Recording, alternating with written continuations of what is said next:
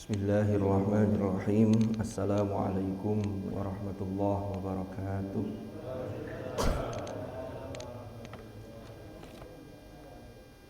Alhamdulillahi rabbil alamin. Wa bihi nasta'in ala umurid dunya waddin. Wassalatu wassalamu ala ashrafil anbiya'i wal mursalin sayyidina wa habibina wa qurrati a'yunina Muhammadin wa ala alihi wa sahbihi ajma'in. Amma ba'd.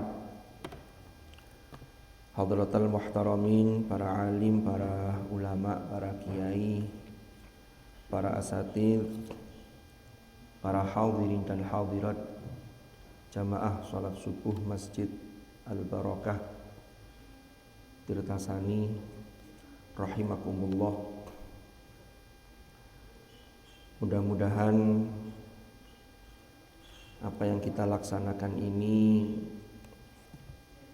termasuk kajian di subuh hari ini, benar-benar senantiasa mendapatkan limpahan rahmat Allah dan senantiasa mendapatkan ridha Allah Subhanahu wa ta'ala, dan mudah-mudahan menjadi salah satu wasilah turunnya rahmat Allah kepada kita, kepada keluarga kita, sehingga kita, keluarga kita, anak cucu kita menjadi putra-putri yang salih salihah, dzurriyyatan thayyibah.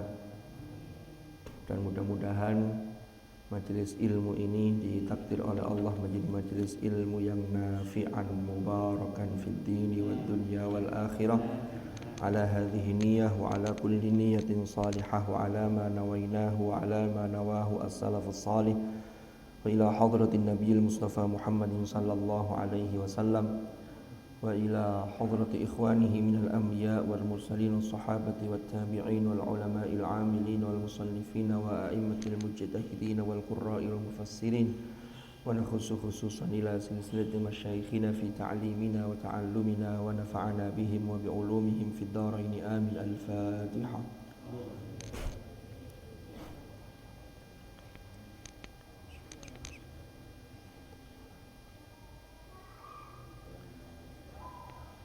Para hadirin dan hadirat jamaah Masjid Tirtasani rahimakumullah.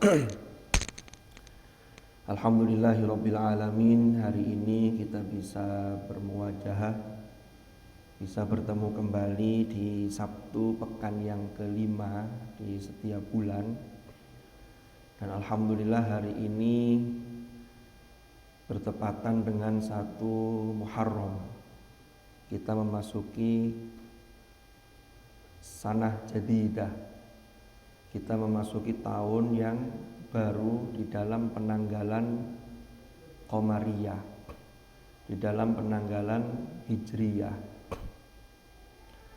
yaitu pada hari ini 1 Muharram 1444 Hijriah. Maka dari itu, momentum dari setiap pergantian waktu, apalagi dari tahun ke tahun, ini seharusnya menjadi satu momentum bagi kita masing-masing. Apalagi ini pergantian tahun, maka harus ada satu resolusi dalam diri kita, satu tekad yang baik untuk menjadi lebih baik. Dan tekad itu harus dilaksanakan, harus kita usahakan untuk melaksanakan. Jangan hanya niat, terus meniai, nanti gak nutut kalau meni terus nih. Lah, Allah Subhanahu wa ta'ala berfirman, yang itu dawuhnya kepada Nabiullah Musa alaihi salam. Nanti kita akan mengambil satu momentum Muharram ini, lalu nanti kita ambil satu hikmah untuk kita jadikan sangu untuk menjadi resolusi di tahun baru Islam. Jadi tahun baru Islam itu hari ini masih 1444 Hijriah. Sementara Masehi yang disandarkan kepada lahirnya Nabi Isa alaihi salam 1 Masehi itu sudah 2022. Tapi jangan khawatir para Bapak Ibu. Bulan Hijriah itu nanti pada saatnya itu akan bisa sama dengan tahun Masehi, tahun Hijriah itu. Tapi kita tidak mungkin nutut. Usia berapa, tidak nutut itu. Karena Hijriah itu akan selalu maju, mengejar. Itu per tahun itu kan dia lebih cepat, sekitar 11 atau kalau tahun tahun Kabisat ya 12 hari. Kalau enggak ya kan, kalau Kabisat kan siklus 4 tahunan. Kalau normalnya ya 11 hari itu. Jadi kalau tahun penanggalan solar atau Syamsiah itu 365, kalau Kabisat 366 karena Februarinya 29. Kalau lunar atau Komariah itu 354, kalau Kabisatnya 355. Nah itu 11 hari maju terus. Nanti akan sampai sama itu nanti. Tapi ya jelas kita tidak nutut. Ya kita juga tidak tahu ini dunia ini masih ada atau enggak, itu wallahu alam, karena yang tahu berakhirnya dunia kapan itu hanya Allah. Innallaha indahu ilmus sa'ah. Yang penting bagi kita sesungguhnya adalah sebagaimana tadi yang sudah saya sampaikan di tadi itu. Ayatnya adalah surah Ibrahim ayat 5. A'udzu billahi minasyaitonir rajim. وَلَقَدْ أَرْسَلْنَا مُوسَى بِآيَاتِنَا أَنْ أَخْرِجْ قَوْمَكَ مِنَ الظُّلُمَاتِ إِلَى النُّورِ وَذَكِّرْهُمْ بِأَيَّامِ اللَّهِ إِنَّ فِي ذَلِكَ لَآيَاتٍ لِكُلِّ صَبَّارٍ شَكُورٍ. Sesungguhnya kami benar-benar telah mengutus Musa dengan membawa tanda-tanda kekuasaan kami. Dan kami perintahkan kepada Musa, keluarkanlah kaummu dari berbagai kegelapan kepada cahaya yang terang benderang.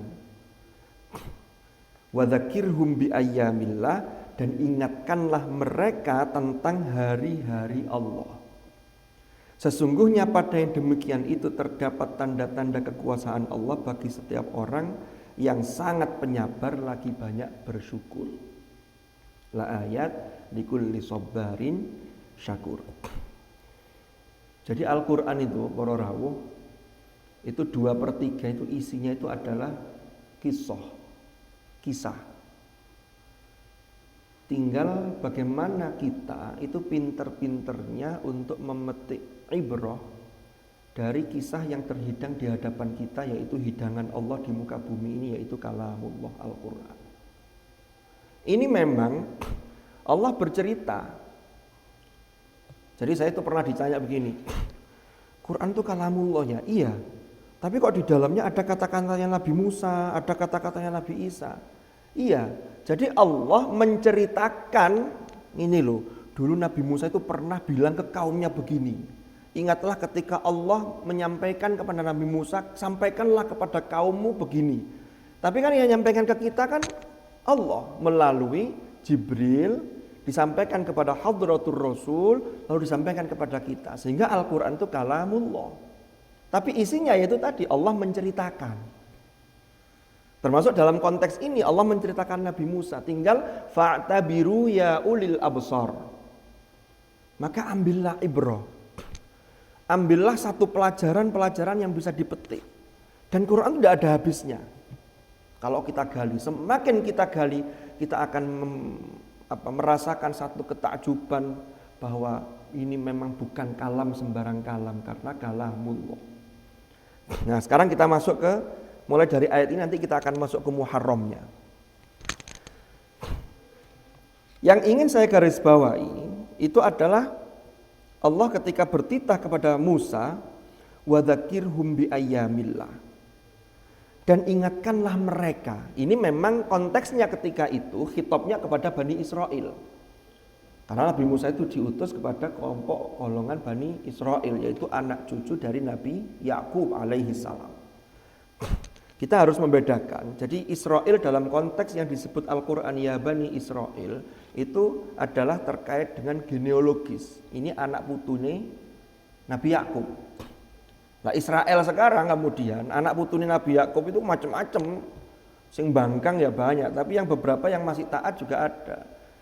Ya, laisu sawa amin ahlil kitabi ummatun qa'imatun yatluna ayatillahi ana al-laili wa hum yasjudun. Jadi ahlul kitab itu juga macam-macam. Lah, kemudian mereka tahun 1948 itu ya, kalau tidak salah, itu kemudian mendirikan satu negara menjadi satu state, negara Israel itu. Yang itu kemudian mencaplok wilayah Palestina itu yang sampai sekarang masih terus begitu. Nah, ini yang mokong-mokong ini yang ruwet-ruwet ini Bani Israelnya. Karena Bani Israel itu salah satu kelebihannya dia banyak yang cerdas-cerdas, tapi ya itu tadi ngeyelan itu. Ya. Oke. Jadi wadzakirhum bi ayyamillah, ingatkanlah mereka tentang hari-hari Allah. Ya. Mufassirin itu menjelaskan apa sih yang dimaksud hari-hari Allah itu. Kalau dilihat di terjemah, di penjelasan ini adalah yang saya bawa ini adalah Al-Quran dan terjemahannya ini edisi penyempurnaan, baru terbit 2019. Ya, di sini disebutkan hari-hari Allah itu maksudnya adalah peristiwa-peristiwa yang terjadi pada kaum-kaum terdahulu, serta nikmat dan siksaan yang mereka alami.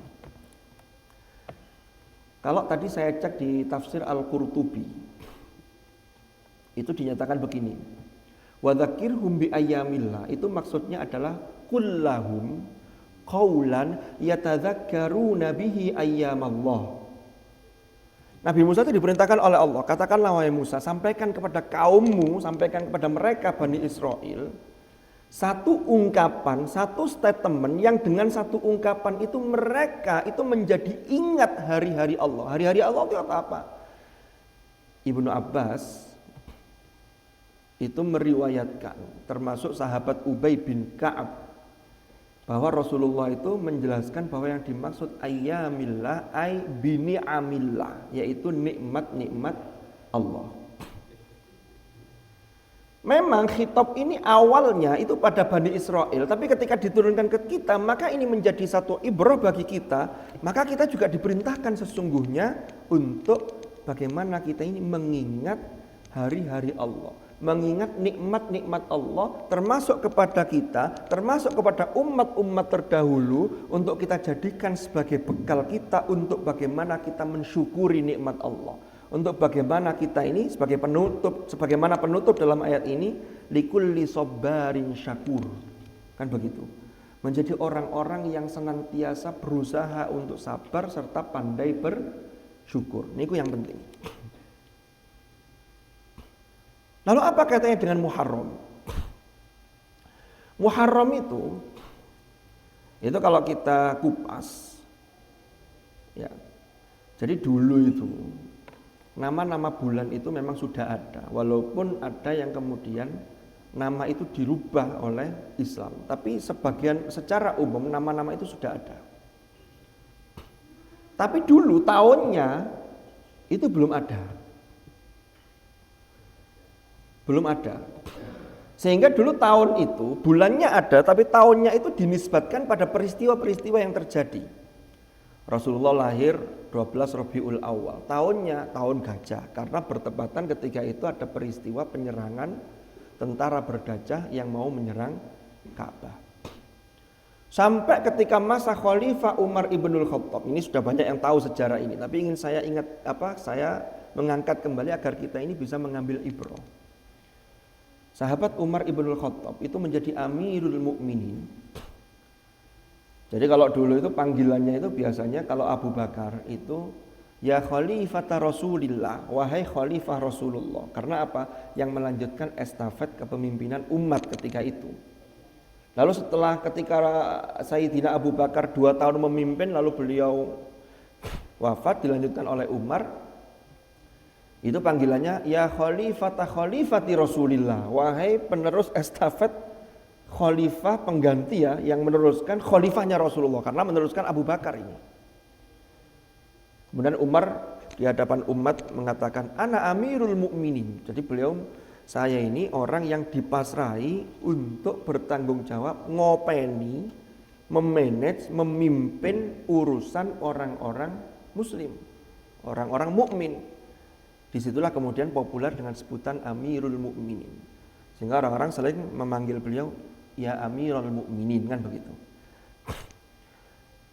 Itu sampai Rasulullah kan wafat di 11 Hijriah. Lalu Abu Bakar naik 2 tahun sampai 13 Hijriah. Tahun 13 Hijriah Abu Bakar Umar ibn Khattab menjadi khalifah Amirul Mukminin.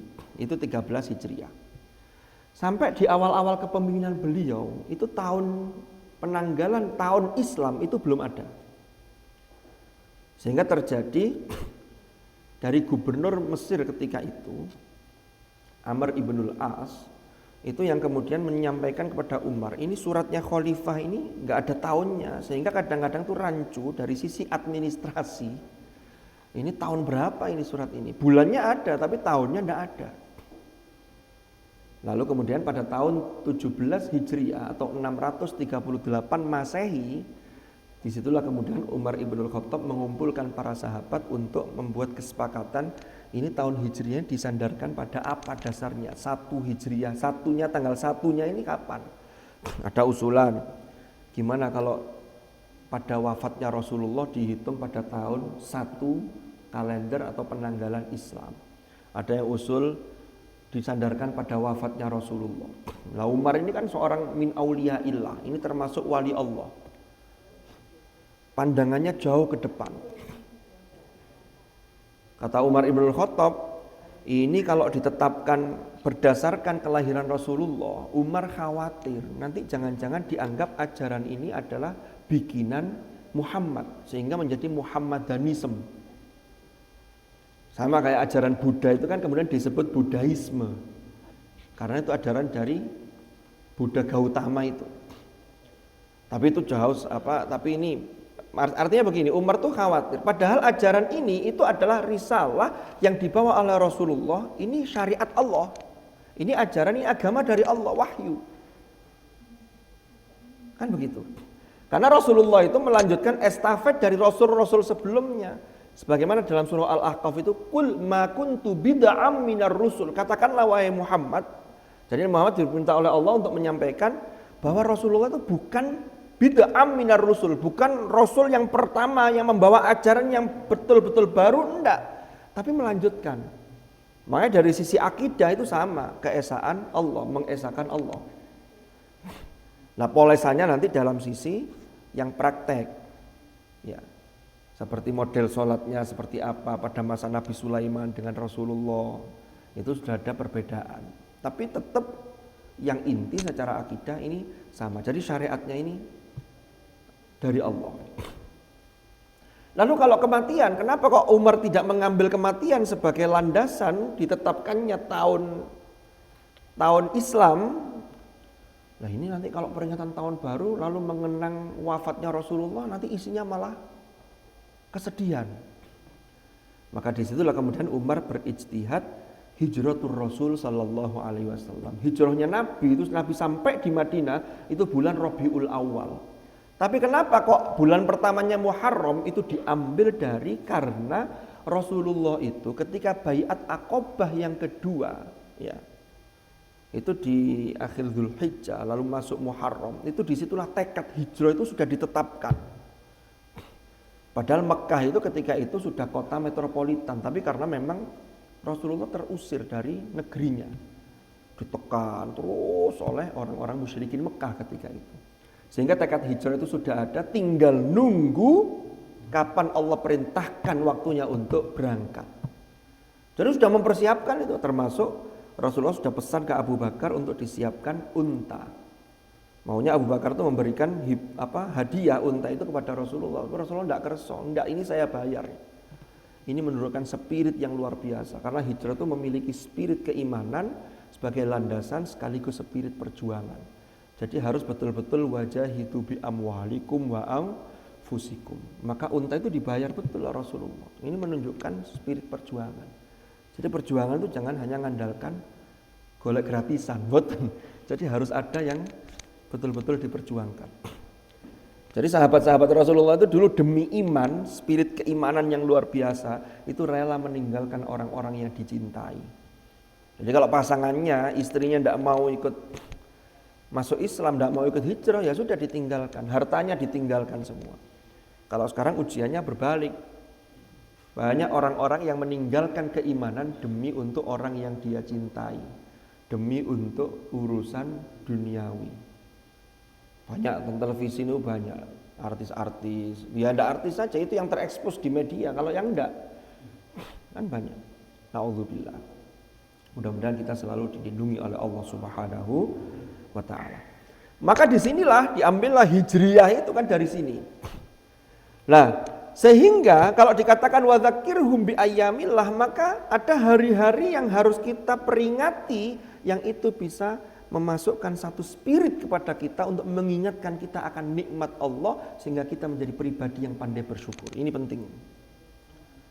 Lah Muharram itu para hadirin dan hadirat rahimakumullah itu juga bulan yang istimewa. Di dalam surat At-Taubah itu Allah dawuh inna iddatasyuhuri indallah 12 syahran fi kitabillah. Jadi bulan itu di sisi Allah secara hitungan itu ada 12 bulan. Lah orang-orang Arab dulu itu sudah menyepakati dari 12 bulan itu ada 4 bulan yang disebut dengan bulan haram. Bulan haram itu mulia, karena mulia sehingga di situ mereka bikin kesepakatan tidak boleh ada peperangan. Tapi rupanya ada yang nakal. Sehingga yang nakal itu seringkali sebelum masuk bulan haram itu ada hari-hari yang ditambahkan, itu yang disebut dengan nasi. Sehingga dalam Al-Quran lanjutannya itu di surat At-Taubah itu innaman nasi'u ziyadatun fil kufr al-ayah. Lalu ditegaskan tadi itu inna iddatasyuhuri indallahi 12 syahran. Sehingga apa yang terjadi? Sehingga kadang masih sudah masuk bulan haram, tapi mereka membuat manipulasi, membuat modifikasi, seakan-akan belum masuk bulan haram, maka dimanfaatkan untuk perang. Ini terutama suku-suku besar. Curang lah begitu. Lah bulan haram itu ada 4. Yang 3 berurutan, yang 1 itu ada jeda, terpisah. Jadi bulan haram itu Dzulqa'dah, Dzulhijjah, Muharram. Karena memang Dzulqa'dah, Dzulhijjah ini mereka sudah punya tradisi, itu sudah diajarkan sejak syariatnya Nabi Ibrahim, yaitu berhaji di Baitullah. Bulan haji itu kan sebenarnya mulai Syawal, Dzulqa'dah, Dzulhijjah. Kalau Syawal itu sudah bisa niat ihram, yang ihram wajib ya untuk haji. Tapi tetap puncaknya adalah Al-Hajju Arafah. Ya wukuf di Arafah itu puncak dari prosesi ibadah haji. Nah, mereka ketika Dzulqa'dah, Dzulhijjah itu tidak ada perang karena ini bulan haram. Mereka melakukan haji. Cuman ini sudah mereka sudah melakukan banyak penyimpangan dalam praktek berhaji mereka. Ini orang-orang jahiliyah. Muharram itu juga bulan haram. Lalu satu lagi Rajab. Ternyata di bulan Muharram itu banyak sekali peristiwa-peristiwa yang bisa kita masukkan dalam kategori wa dzakirhum bi ayyamillah. Rasulullah itu dawuh, matan hadisnya agak panjang, tapi yang saya ingat tuh potongannya begini. Jadi bulan Muharram itu fihi yaumun ya tiba fihi ala adama. Di dalam bulan Muharram itu ada satu hari, yang satu hari itu di mana di situ adalah Allah menerima taubatnya Nabi Adam alaihissalam. Jadi dalam bahasa Arab itu tabayatubu itu kan maknanya bertobat atau kembali. Kalau gandengannya ila itu maka seorang hamba yang kembali menuju Allah. Berarti kita bertobat kepada Allah. Kalau tabayatubu ala itu dari atas, Allah memeluk taubatnya seorang hamba atau menerima taubatnya seorang hamba. Makanya dalam surat At-Tahrim itu ya ayyuhalladzina amanu tubu ilallah. Bertaubatlah kalian kepada Allah, minta ampunlah betul-betul taubat, ilallah taubatan nasuha. Kalau taba alaih itu seperti Nabi Adam. Fataba alaih, maka kemudian Allah menerima taubatnya Adam. Allah mengampuni Nabi Adam, itu taba plus ala. Jadi bahasa Arab itu beda idiom dalam beda uslub terkait dengan ini gandengannya apa, itu maknanya kadang sudah berbeda jauh. Makanya kalau kita ini belajar ngaji, nun sewu para bapak, para ibu, itu termasuk pengucapan makhorijul huruf, sifatul huruf, itu harus kita perhatikan betul. Karena kacak saksrit saja itu sudah berbeda. Ada orang umpama pembukaan muqaddimah pidato, wassalatu wassalamu ala asrofil anbiya, difase-fasekan. Asrof pakai sin kecil maknanya sudah beda. Asrof pakai sin kecil maknanya menjadi apa? Musrifin itu orang yang melampaui batas. Berarti kalau asrof itu yang sangat atau yang paling melampaui batas. Waduh, bahaya ini. Lalu diganti pakai shot, ya tambah keliru juga. Wassalatu wassalamu ala asrofil, keliru. Asrof itu maknanya jadi berpaling nanti. Seharusnya pakai apa? Pakai shin, ala ashraf. Syaraf itu maknanya mulia. Kalau ashrafil anbiya berarti paling mulianya di antara para nabi. Itu kan waktu. Nah ini hal-hal kecil tapi perlu kita perhatikan. Jadi kalau kita belajar ngaji memperbaiki makhorijul huruf, bahkan saya pernah menyampaikan di teman-teman di kampus itu, di mahasiswa itu, umpama atau ini ya, ada para bapak, para ibu yang mungkin usianya sudah kepala 6, kepala 7, lalu giginya ini sudah banyak yang tanggal. Lalu kita ini mau bikin gigi pasangan, gigi itu kan mahal nih. Apalagi yang asli dipesan di dokter gigi itu satu gigi bisa berapa juta. Kalau pesan di tukang gigi beda lagi. Memang agak murah tapi kadang ya beresiko. Nah, mohon maaf ya, ini kadang-kadang mohon maaf ini hanya cerita saja. Itu kalau panjenengan pasang gigi, uang yang panjenengan tasarrufkan untuk pasang gigi seharga umpama habisnya 10 juta. Maka niatilah jangan hanya niat penampilan. Jangan hanya niat untuk makan biar tedas. Tedas itu apa ya? Kan kalau sudah usia berapa itu kan kadang makan makanan yang keripik, apalagi marning itu kan sudah pantangan sudah. Kikil itu gigit kanan, loncat kiri dan seterusnya. Dan seterusnya nih. Itu kalau jenengan pasang gigi plus niati untuk ngajinya makhraj dan sifatnya biar pas.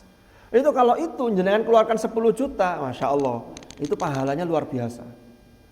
Jadi niat ini ya gawe bagaimana jihazun nutqi wa a'dha'uhu, alat ucap kita ini, organ bicara kita ini bisa sempurna. Umpama yang depan ini sudah habis. Kalau kita baca fa itu biar tidak berobos. Nah yang buat nonton untun ini berobos nih, fa, ucul. Kalau ada yang masih tertahan, fa, za. Lu kan nonton, lah buat nonton untun ini, za angel, za. Jadi niat itu sangat penting sekali. Nah, kalau hanya niat untuk bisa makan, bisa ya selesai sudah, eman gitu loh. Oke, kembali ke materi. Ada satu hari yang ini ternyata hari Asyura, yaitu pada hari ke-10 di bulan Muharram. Ini Nabi Adam diterima taubatnya. Setelah sekian lama, mulai sejak dideportasi dari surga. Nah, sebenarnya kalau nanti terkait dengan puasa Asyura itu, kalau itu yang ayyamillahnya itu termasuk Nabi Musa ketika membawa kaum Bani Israel itu menyelamatkan dari kekejaman Fir'aun. Pada hari itu Fir'aun ditenggelamkan di Laut Merah. Itu juga terjadi di hari Asyura. Jadi banyak sekali peristiwa di Asyura itu. Tapi yang ingin saya angkat nanti kita ambil pelajaran dari Nabi Adam aja. Nabi Yunus dikeluarkan dari perut ikan setelah beliau sempat meninggalkan kaumnya. Itu juga ketika dikeluarkan dari perut ikan itu juga pada hari Asyura. Nabi Ayub sembuh dari penyakitnya, diuji demikian rupa itu juga pada hari Asyura. Nabi Nuh itu kapalnya Nabi Nuh itu mendarat juga wastawat alal judi, ya, di atas bukit Al-Judi itu juga pada Asyura. Jadi banyak sekali peristiwa-peristiwa yang luar biasa di hari Asyura dan itu ada di bulan Muharram. Makanya salah satu atau sebagian mufassirin itu ada yang menyatakan berpendapat di firman Allah dalam surah Al-Fajr itu, wal fajr walayalin ashr, demi malam-malam yang 10. Malam yang jumlahnya 10 hari itu apa? Itu ada yang berpendapat ini yang dipakai sumpah oleh Allah. Itu layalin ashr, itu 10 hari pertama di bulan Muharram.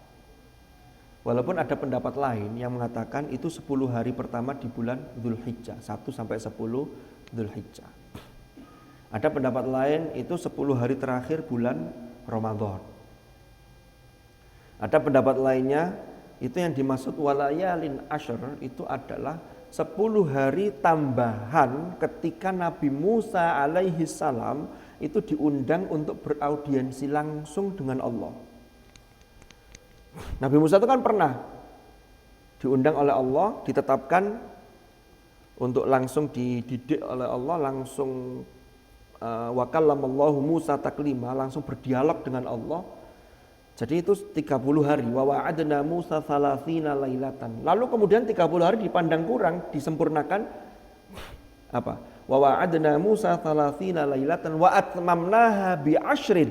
Kemudian kami sempurnakan ditambah lagi 10 sehingga jadi 40 hari. Nah, ada yang berpendapat walayalin ashr itu 40 hari, 10 hari tambahan setelah ditetapkan 30 hari tambahi 10 hari itu. Nah, ini ragam pendapat mufassirin. Muharram itu menjadi bulan yang mulia, ya. Karena ini inna iddatasy syuhur itu berdasarkan ketetapan Allah. Indallahi tadi itu itsna asyara syahran fi kitabillah. Jadi minha arba'atun hurum. Di sisi Allah bulan itu ada 12. Di antara 12 bulan itu ada 4 yang disebut arba'atun hurum. Di antaranya adalah Al-Muharram. Ya ini. Sehingga peperangan tidak boleh, melakukan keburukan itu, melakukan kejahatan itu dosanya bisa melebihi dari selain di bulan haram. Sebaliknya melakukan kebaikan maka tambahan pahalanya itu juga bisa lebih banyak dibanding bulan yang lain. Itu istimewanya Muharram karena di dalamnya ada peristiwa-peristiwa besar, yang peristiwa besar itu menunjukkan kekuasaan Allah, yang itu kalau kita peringati itu bisa menjadikan bekal bagi kita dalam konteks melaksanakan tadi itu wadzakirhum bi ayyamillah. Wadzakirhum bi ayyamillah. Nah, sekarang kita angkat Nabi Adam alaihi salam. Ini sampai jam pinten nih? Jam 8 nih. Ini karena hari-hari ini kan subuhnya kan agak mundur sehingga tadi mulainya jam 5. Kalau subuhnya awal itu jam 4 kurang itu setengah 5 bisa mulai, tapi ya tidak apa-apa lah. Tetap nanti biasanya sampai bunyi tit begitu ya. Syuruk. Jam pinten? Sekitar balik. Oke. Ini aja saya persingkat. Kalau saya menceritakan Nabi Adam mulai bagaimana ketika di surga kalau digoda iblis itu nanti lama. Saya langsung saja.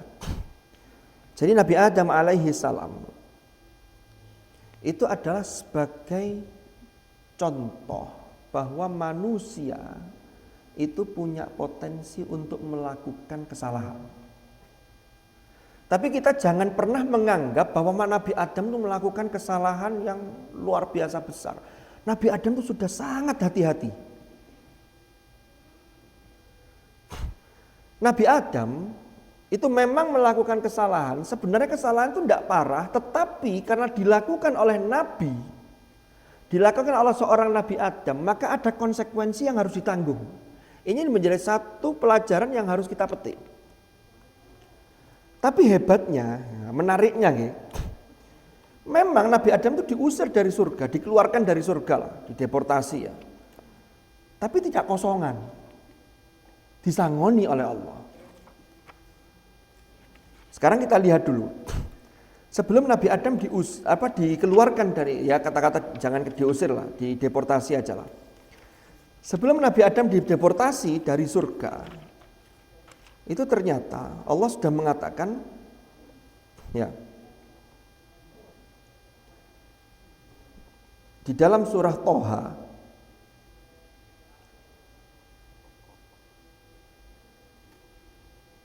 nah ini, walaqad ahidna ila adama min qablu fanasiya wa lam najid lahu azma, di ayat 115. Walaqad ahidna ila adama min qablu. Sungguh kami telah perintahkan kepada Adam terdahulu. Perintahkan apa? Agar Adam itu jangan mendekati satu pohon. Yang pohon itu oleh iblis disebut dengan syajaratul khuld. Jadi penamaan pohon khuldi atau buah khuldi itu dari iblis. Pohon itu asalnya tidak diberi nama. Allah hanya pesan, wala taqraba hadhihi syajarah. Adam dan Hawa, kalian berdua boleh menikmati semua fasilitas yang ada di surga. Tapi diuji oleh Allah, mek situ iki lho. Larangan tuh lebih sedikit dibanding enaknya fasilitas yang ada. Fasilitas suwake, larangannya situ tok. Wala taqraba hadhihi syajarah fatakuna minadh dhalimin. Kalau engkau mendekati ini, hati-hati nanti termasuk orang-orang yang zalim. Nah, iblis itu menggoda terus. Salah satu yang cara menggoda iblis, fawaswasa ilaihi syaitan. Qala ya Adamu hal adulluka ala syajaratil khuld wa mulkil la yabla. Adam, mau enggak kamu aku tunjukkan kepadamu syajaratil khuld. Ini di ayat 120. Apa itu syajaratil khuld? Buah keabadian. Kalau kamu makan buah dari pohon ini, wah, kamu abadi menikmati kerajaan di surga, nikmat di surga. Jadi pertama iming-imingnya itu yang seringkali bisa menjerumuskan kita sebagai manusia, itu kalau orang itu diiming-imingi dengan keabadian dalam hal fasilitas dan kekuasaan. Yang kedua apa? Ya ini kedua, wa mulkin la yabla. Dan kerajaan yang tidak akan pernah habis, tidak akan pernah binasa. Ya. Sajanya yang diicipi Nabi Adam tidak banyak, hanya sedikit. Ya kemudian kalau ada riwayat Nabi Adam digoda ini iblis mentok tidak bisa, akhirnya lewat istrinya. Wah, lewat istrinya ini akhirnya Hawa yang kemudian makan lebih dulu, Adam baru sak cokotan dan seterusnya. Itu ada riwayat-riwayat seperti itu. Sehingga kadang-kadang itu, mohon maaf ini ya, para bapak-bapak itu yang mungkin punya satu posisi yang strategis, entah jabatan, entah keputusan, bisa memutuskan apa. Itu kalau orang-orang yang mau menjilat, orang-orang yang mau berbuat curang, itu kalau tidak bisa, waduh, itu kadang lewat istrinya. Maka peran istri itu luar biasa untuk bagaimana mengingatkan suami. Betapa banyak di Indonesia ini, Indonesia loh ya, itu para pejabat-pejabat yang laki-laki yang mohon maaf, yang korupsi, itu termasuk mendapat bisikan dari para istri. Sebaliknya ada para laki-laki yang kuat, itu juga karena kontrol dari istri yang luar biasa. Umpama ada dana pemasukan yang mencurigakan, istrinya tanya, ini dana apa ini Pak? Ini uang dari mana ini? Enggak, ini. Oh, kalau istrinya ketat begitu, ini menjadi istri yang betul-betul solihah. Tapi kalau gak popo, terus no, ini gawat ini. Naudzubillah. Jadi peran seorang istri itu luar biasa. Nah kalau yang contohnya yang laki-laki penghasilannya sekian, lalu yang istrinya setiap hari itu mosok setiap hari begini. Ini yang kemudian kadang-kadang bapak-bapak ini, tapi istri itu perannya luar biasa. Memotivasi juga iya, tapi yang kadang-kadang ini menggembosi juga iya. Tapi ya makanya harus saling bersinergi, tapi tetap Allah itu sudah menciptakan di antara laki-laki dan perempuan, apalagi yang sudah menjadi pasangan yang sah sebagai suami dan istri, itu mawaddatan warahmahnya sudah di potensi itu, wa ja'ala bainakum mawaddah warahmah. Lah untuk litaskunu itu dari mana? Ternyata litaskunu itu kalau kita lihat kisahnya Adam itu dari yang laki-laki itu harusnya. Makanya perintahnya di situ wa qulna ya Adam uskun anta wa zaujuka. Ya laki-laki lek males ya mesti ae bojone ya gregeten ya. Jadi laki-laki itu harus bertanggung jawab, harus menunjukkan qawwam. Qawwam itu bukan superior yang harus di atas galanya boten, tapi ini qawwam itu mampu untuk membimbing, memimpin, memanage, tapi sekaligus bisa menerima masukan. Kalau itu memang positif. Bisa memimpin. Nah itu yang luar biasa. Sehingga sakinah itu harus dimulai dari yang laki-laki, uskun anta wa zaujuka. Tapi kalau yang lanang itu tidak bisa uskun, ya ini angel. Jadi memang saling terkait satu sama lain. Oke, kita kembali ke materi tadi. Sekedap. Jadi dua hal tadi yang digoda oleh iblis. Tapi di sini dinyatakan walaqad ahidna ila Adam min qablu, tadi itu sudah dilarang untuk mendekati. Tapi ternyata Adam ini fanasiya walam najid lahu azma. Najid lahu azma itu kalau dalam terjemah kami dapati, ini setelah biasanya kalau ada kasus itu ada penyidikan, ada penyelidikan, ada penyidikan. Diselidiki dulu lalu disidik. Ketika ada penyidikan, maka di sini keputusannya Allah mengatakan walam najid lahu azma. Azma itu apa maksudnya? Dia ini melakukan kesalahan itu disebabkan dua hal. Fanasia karena betul-betul lupa, walam najid lahu azma. Tidak ada unsur kesengajaan apalagi sudah direncanakan. Beda dengan orang yang melakukan keburukan sudah direncanakan, ini berat. Pembunuhan berencana dengan pembunuhan yang tidak disengaja itu jelas hukumnya berbeda. Ini keputusan hakim nanti berbeda itu dalam memutuskan itu. Kalau berencana itu lebih berat. Berarti ada azam. Nabi Adam itu oleh Allah setelah dilakukan penyelidikan dan penyidikan makan buah khuldi itu, iki Adam ini khilaf dan betul-betul tidak ada unsur kesengajaan apa meneh sudah direncanakan enggak. Maka disitulah, tapi konsekuensi harus diambil. Ya sudahlah Adam turun ke bumi, tapi disangoni. Itulah yang dalam ayat 37, fatalaqa Adamu mir rabbihi kalimat. Ya. Fataba alaihi. Adam menerima beberapa kalimat yang mufassirin mayoritas mengatakan apa sih kalimat dari Allah sebagai sangu ketika Nabi Adam dideportasi dari surga. Ternyata sangunya itu adalah qala rabbana zalamna anfusana. Jadi rabbana zalamna anfusana wa illam taghfir lana wa tarhamna lanakunanna minal khosirin. Itu sebagai wirid, sebagai ungkapan penyesalan, iki wocon sebagai ungkapan minta ampun dan bertaubat kepada Allah. Itu dibaca terus oleh Adam. Satu terakhir yang ingin saya sampaikan, yang menarik di ayat ini, yang itu kemudian diabadikan dalam surah Al-A'raf di juz 8 itu. Nggih, sekedap nggih. Nah, lek dipun kula sanjang sekedap itu meneng akhirnya. Oleh mboten sanjang itu terus mau. Yang menarik para hadirin dan hadirat, niki.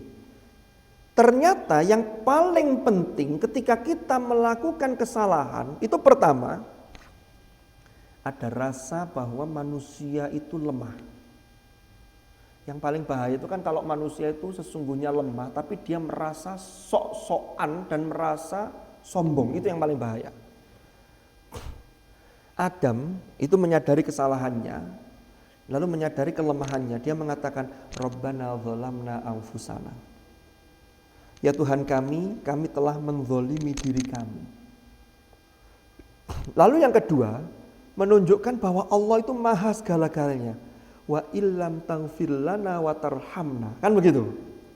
Lanakunanna minal khosirin. Kalau panjenengan ya Allah tidak mengampuni dan tidak melimpahkan rahmat dan kasih sayang kepada kami, sungguh temenan ya Allah, kami ini termasuk orang-orang yang rugi. Berarti ada dua arah ini. Pertama, seorang hamba yang baik ketika menghadap Allah itu merendahkan dirinya serendah-rendahnya karena kita itu lemah. Di hadapan Allah pasti lemah, tapi ada orang yang tetap merasa hebat walau di hadapan Tuhan. Sehingga ini kadang terbawa orang itu merasa paling hebat di hadapan sesama manusia. Itu juga tidak boleh. Munculnya sikap takabur di situ.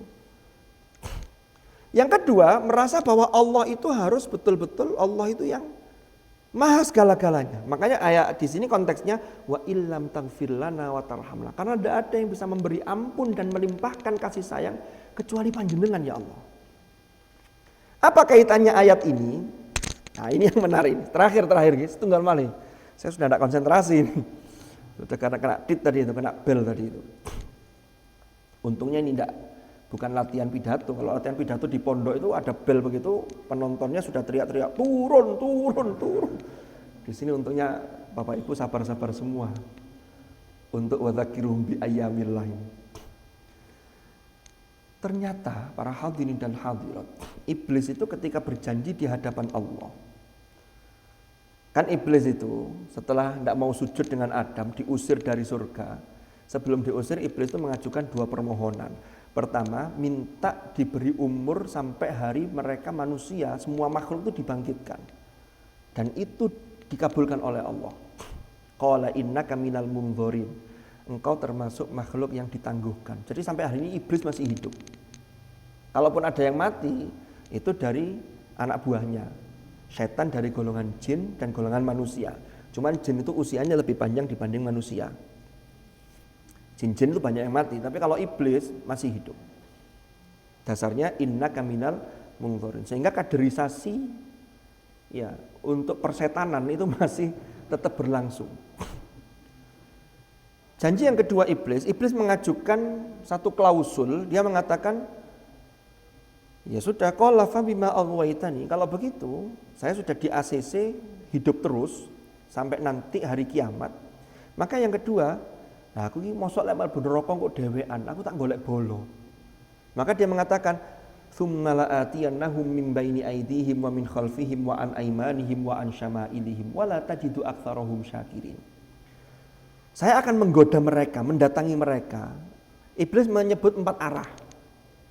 Min baini aydihim dari arah depan, wa min khalfihim arah belakang, wa an aymanihim wa an syama'ilihim dari arah samping kanan dan kiri. Janji iblis apa? Wala tajidu aktsarahum syakirin. Engkau tidak mendapati mayoritas mereka hambamu ya Allah itu orang-orang yang bersyukur. Jadi yang dihalangi itu manusia agar tidak bersyukur gitu loh. Jadi kalau manusia bersyukur tuh iblis gak seneng.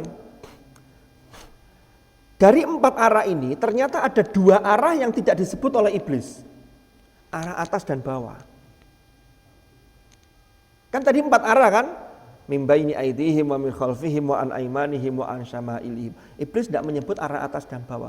Disinilah mufassirin kemudian menemukan satu hal.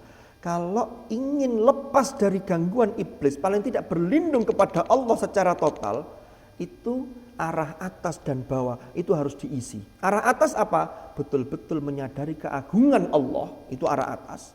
Arah bawah apa? Menyadari betul kelemahan manusia sehingga selalu meminta perlindungan kepada Allah. 2 hal ini. Inilah yang tercermin dalam doa Nabi Adam. Rabbana dzalamna anfusana itu. Wa illam taghfir lana itu arah atas. Wa tarhamna lanakunanna minal khosirin. Maka dari itu ma'asyiral hadirin wal hadirat, kalau kita ini sering mengingat nikmat Allah, sering mengingat hari-hari di mana nikmat Allah diberikan kepada umat-umat terdahulu, lalu bisa mengambil ibrah, maka disinilah harapannya kita betul-betul bisa menjadi sebagaimana ayat yang saya baca dalam surah Ibrahim tadi, la ayatin likulli sabarin syakur. Kita menjadi pribadi yang pandai sabar, yang senantiasa sabar dan terus berusaha untuk sabar, sekaligus pandai bersyukur. Karena kalau kita tidak bisa memetik hikmah dari setiap peristiwa, maka iblis menjadi sukses karena dia menghalangi hamba Allah dari bersyukur kepada Allah. Ini ayatnya, wala tajidu aktsarahum syakirin.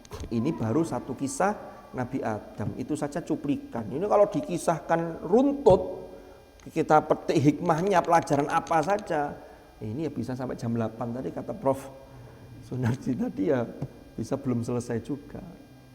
Nah, nanti untuk hal-hal yang lain bisa dilanjutkan mungkin nanti dengan Prof Sunarji yang sampai jam 8. Saya sampai di sini saja. Nggih, Kula kinten cekap mengatakan, mohon maaf mungkin dalam beberapa penyampaian ada hal-hal yang kurang berkenan atau banyak kekurangan dan tentunya banyak khilaf. Saya mohon maaf yang sebesar-besarnya. Mudah-mudahan apa yang kita bahas di pagi hari ini menjadi penjelasan dan ilmu yang manfaat, barokah fid dini wad dunya wal akhirah. Kita akhiri dengan doa, mudah-mudahan harapan baik kita tadi yang sudah kita sebutkan tadi diijabah oleh Allah Subhanahu wa taala. Al-Fatihah.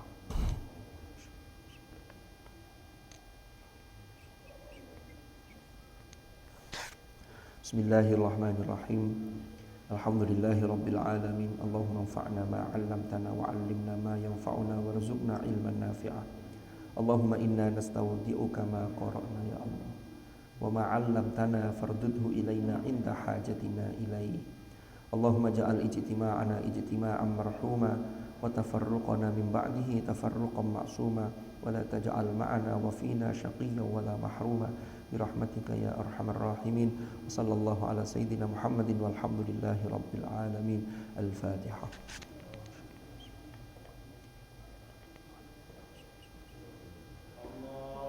Subhanakallahumma bihamdika asyhadu an la ilaha illa anta astaghfiruka wa atubu ilaik. Wa sallallahu ala sayyidina Muhammad walhamdulillahi rabbil alamin. Hadanallahu wa iyyakum ajma'in. Al-'afwa minkum. Assalamualaikum warahmatullahi wabarakatuh.